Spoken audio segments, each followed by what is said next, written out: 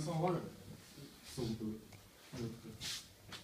Аз за вратарите ще кажа после. Първо ще кажа, че тук дойдохме с ясната цел да свършим работа.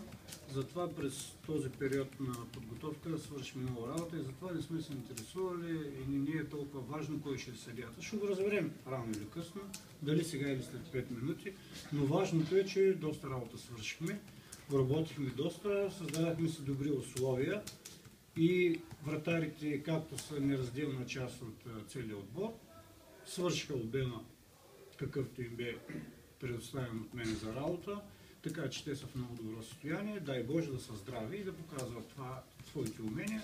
Аз нямам никакви притеснения. Кой ще пази слото?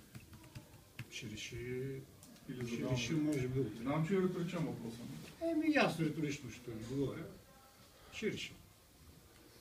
И двамата са готови, така че имаме време да кажем. Деня матча по този нас. Да. Лагер предвижда ли се